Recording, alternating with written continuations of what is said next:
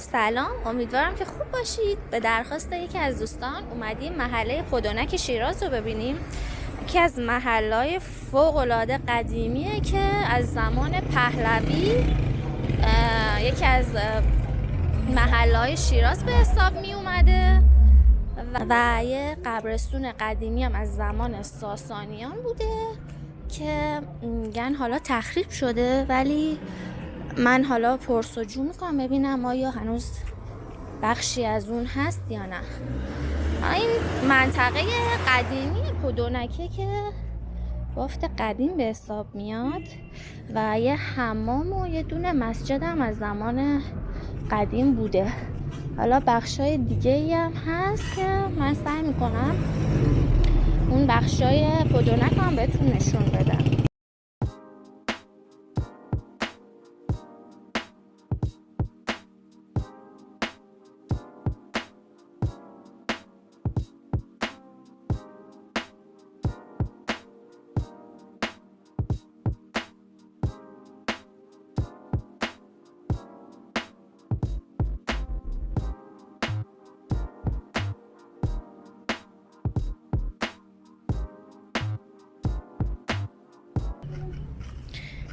تمام دیوارا گلدون گذاشتن و یه چهره قشنگ داده به این کوچه.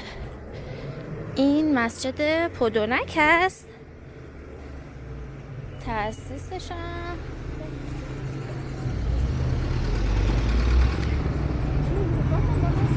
ببینم 1341 احتمالاً بازسازی شده دیگه.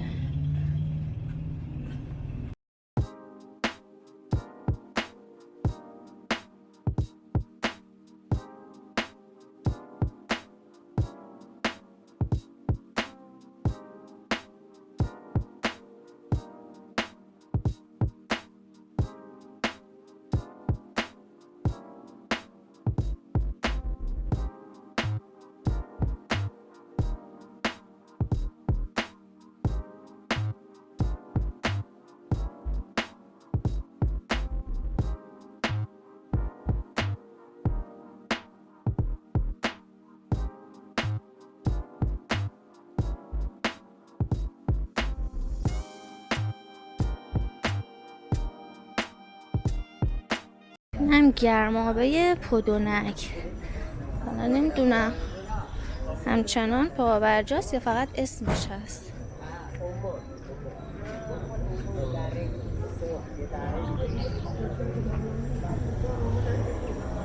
فکر کنم کار میکنن چون داخلش از این شامپو شبنما میفروشن. بعد سیگار و اینجور چیزا هم هست که آره فکر میکنم که همچنان کار میکنه.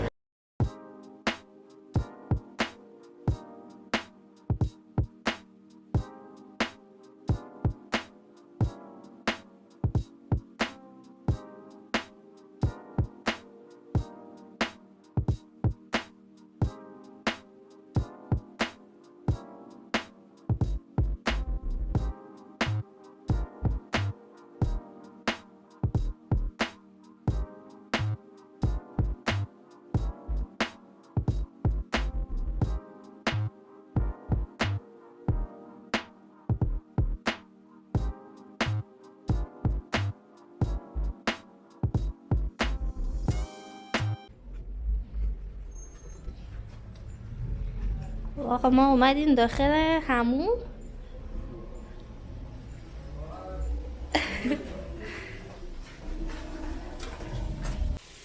این داخلشه. این داخله دیگه دوش و اینجور چیزاست که ما نمیتونیم وارد شیم. اینم حوضیه که تو همه حموما هست. بخاری هم پیچیده.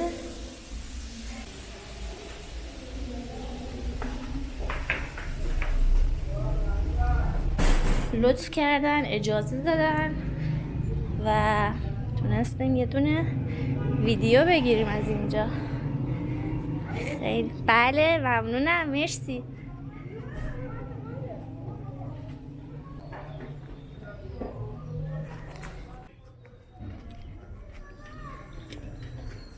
کل اینا هم که قدیمی به نظر میرسه، ولی اینکه چقدر قدمت داره نمیدونم. ولی کلا این محله‌ایه که قدیمیه، خیلی هم بهش رسیدن.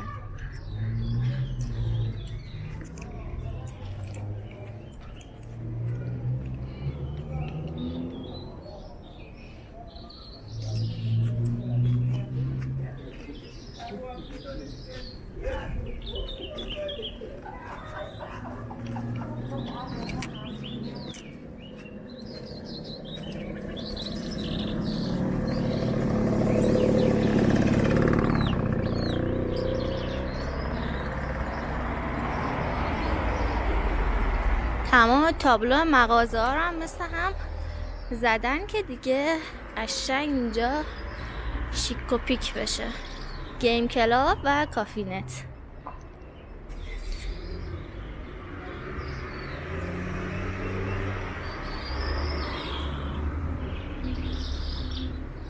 این متن رو خوندم، خیلی قشنگ بود. چه میدانی که انسان بودن و ماندن در این دنیا چه دشوار است، چه زجری میکشد آن کس که انسان است، از احساس سرشار است. بله، اینجا هم نوشته که خیابون سلحشور جنوبی.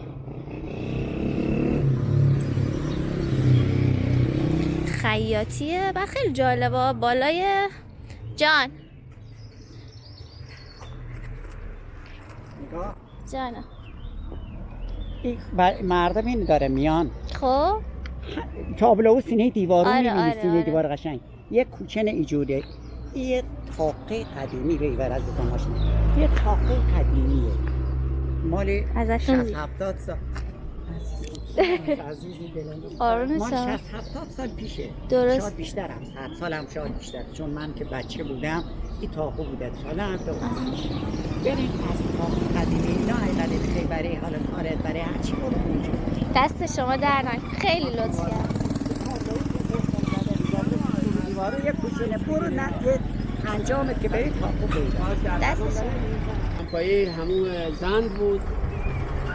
باغش از باغ ارم قدمتش بیشتر بود. حتی درختایی که تو باغ ارم هست از اینجا بردن. آخه چقدر حیف. من تو اینترنت دیدم نوشته بود یه باقی هم داره. خرابش کردن. از که بچه صاحبیون خراب کرد. مال حال باغ حال خراب نشد. باغ خیلی ساده یادشه ما اونجا بازی که بچه بودیم خیلی جالب. چو ایران نباشد تن من مباد، در این بوم و بر زنده یک تن مباد. بچه‌ها این همش هم اومدن از این شعرها نوشتن و خیلی جالبه. بیشتر کوچه و خیابونای اینجا اسم شاعرها رو گذاشتن. حالا بهمون آدرس دادن که بریم اونجا قدیمی ها رو بگیریم، کوچه های قدیمی و محله های قدیمی.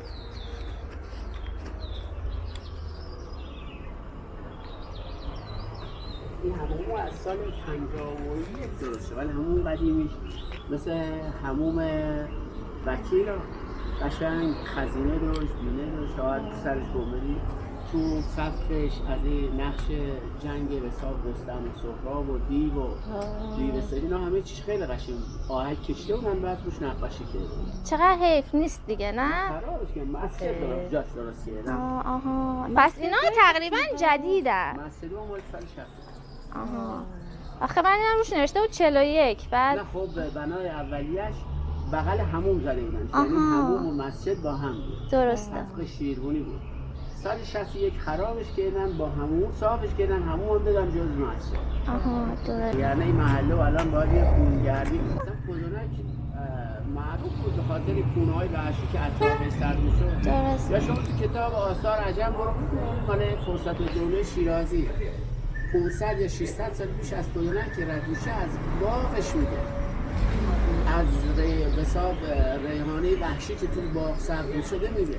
آها درست. یعنی خیلی چیزا داشت این محل خرابه. چقدر حیف واقعا. به خاطر مالکا از سال 40 افتادن به جون این محل و خیلی هم گنج تو این محل پیدا شد. کسی که پیدا کردن فروختن مثلا تو برج یه برج 4 تا برج چهار طرفش تو یکیش کلا گنج بود. گنجایی که قایم شده بود مثلا از زمان قدیم بردن. یا تو خونه ها مثلا هنوز هم که از خیلی از سکه های مثلا زندیه یا قاجاریه پیدا میکنن، یا مثلا طرف سکه های کریم خانی بزرگ مثلا هنوز دارن. یه خونه خودم وقتی درست کردم حداقل قدمتش مال 550 سال پیش، ولی چون دیگه ریخته بود نمیشد بازسازیش کنیم، مجبور شدم خراب شد.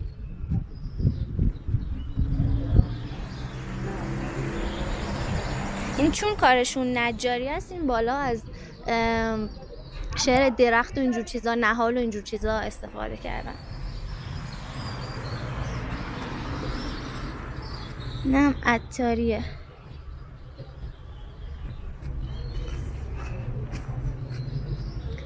شهیدان بنیانی. بعد خیلی از این آدمای قدیمی اینجا اسمشون یعنی فامیلشون به همین کوچه هاست دیگه، یعنی در واقع فامیلشون بوده که روی کوچه ها گذاشتن.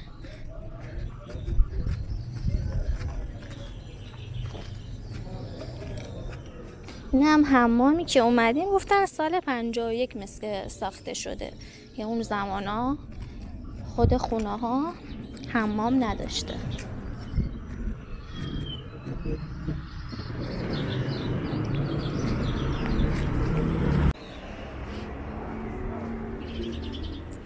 یکی از فامیلیایی که اینجا خیلی مشهوره دهقانیه، که اینجا هم سوپری دهقانی نوشته بودن، تابلوشو دیدیم. حالا آدرس دادن که یه دونه تاق هم اینجا هست که خیلی قدیمیه، بریم پیداش کنیم.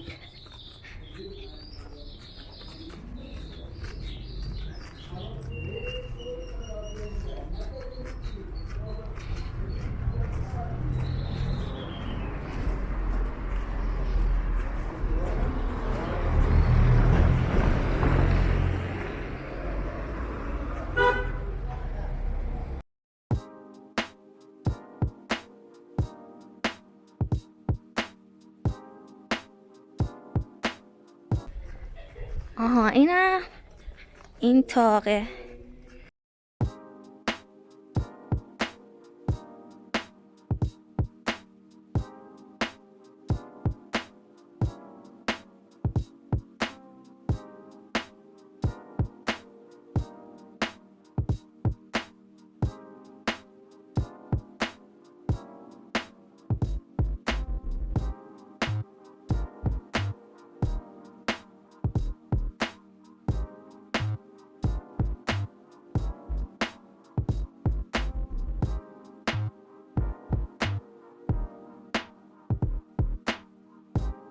خب اینم از تاقش. حالا یه دور زورخونه هم بود اون سمت من دیدم و اونجا هم براتون ویدیو بگیرم. یه دونه قبرستون خیلی قدیمی هم گفتن هست که خودم هم اول ویدیو بهتون گفتم، منتها نمیدونستم هنوز وجود داره یا نه. میرم از اونجا هم براتون ویدیو میگیرم، پس با من همراه باشید.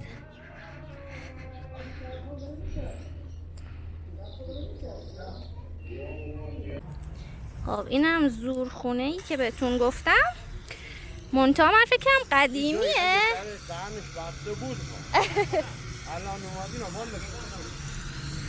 این من فکرم قدیمیه، ولی خب میگن که تازه دارن میسازنش. خب گفتن که میتونیم بریم داخل رو ببینیم. البته هنوز درست نشده، ولی چیزی نیفته رو سرمون.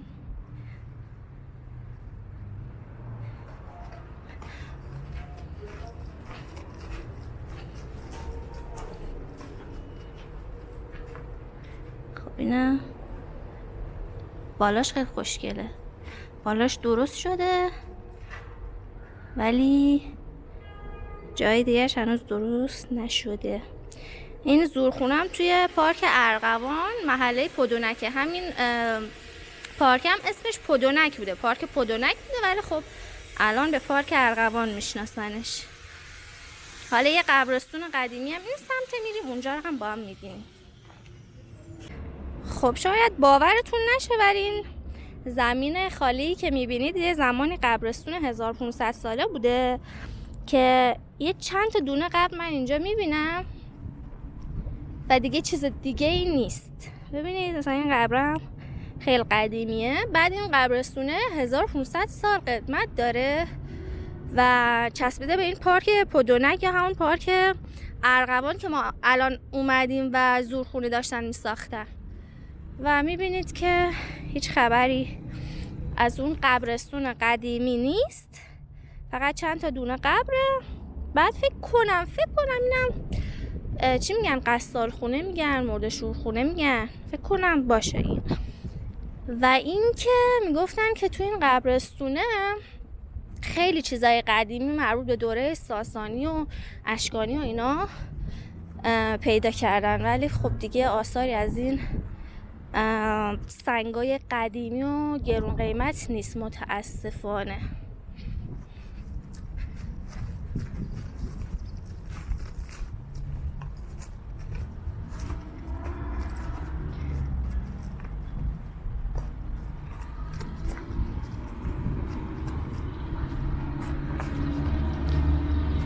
بله فکر کنم همون چیزی که گفتمه.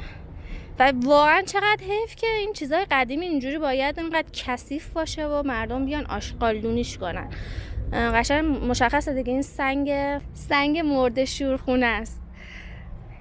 اینجا هم یه قبر دیگه ای دیدم، حالا نمیدونم جدیده قدیمه، زاید سایه هم افتاده روش.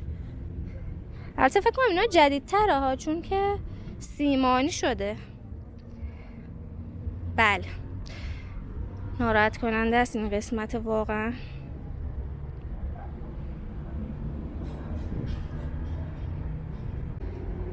خب اینم یه قبر دیگه من اینجا دیدم، اینم مشخص هست یا نه. چند تا قبرم اینجاست.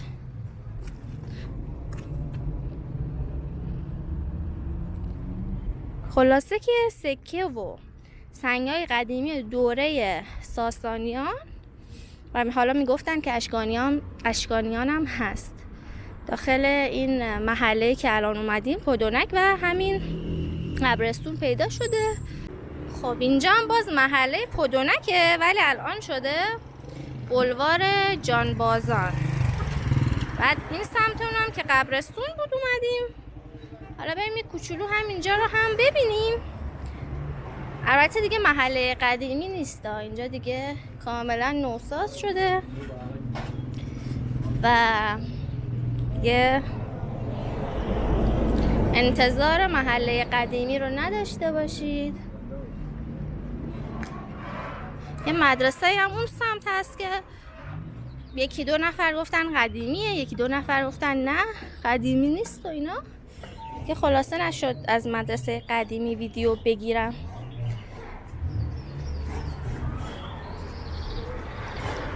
مدرسه نه آموزشگاه حاج رحیم خالصی اون سمته.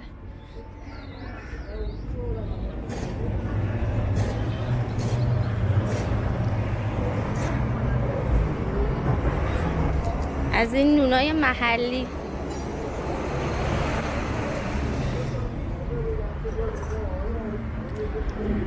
بعد یه چیز خیلی خیلی جالب این بود که این محله قدیمی که رفتم فوق‌العاده آدمای مهربونی داشتن، یعنی قشنگ با جون و دل میگفتن که اینجا رو برو اونجا رو برو، این قدیمیه اون قدیمیه.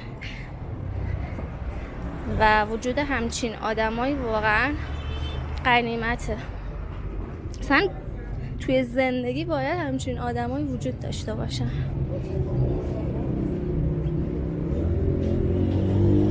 در خدمت باشید. الان میام خدمتتون. یکی از دوستان پیشنهاد داده بودن که بیایم اینجا رو ویدیو بگیریم و چه پیشنهاد عالی هم بود. حقیقتا خودم اینجا رو نیومده بودم و محله‌های قدیمی رو هم خیلی دوست دارم.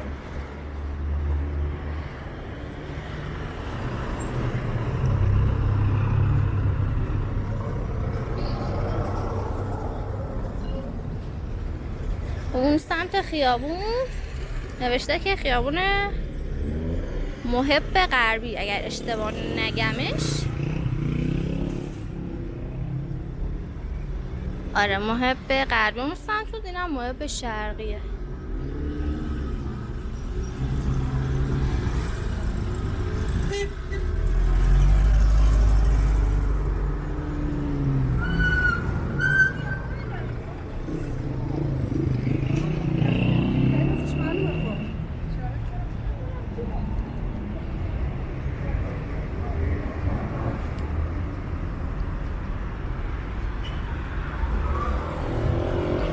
اینجا دیگه محلهاییه که نوساز شده. بعد یه چیز جالبم این بود که من یادم رفت بگم، محله پدونه در زمانهای خیلی خیلی قدیم قلعه و اینجور چیزا داشته که دیگه حالا روستا بوده دیگه، بعد که حالا جزء شهر میشه اون قلعه و اونا کلا خراب میشه و تخریب میشه.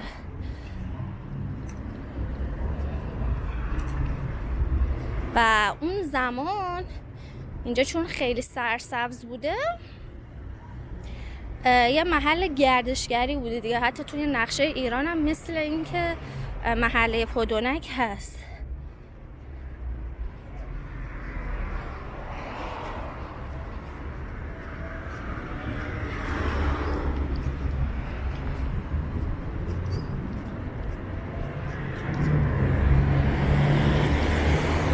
مرسی که تا اینجا ویدیو همراه هم بودید. تا ویدیو بعدی، خدا نگهدارتون.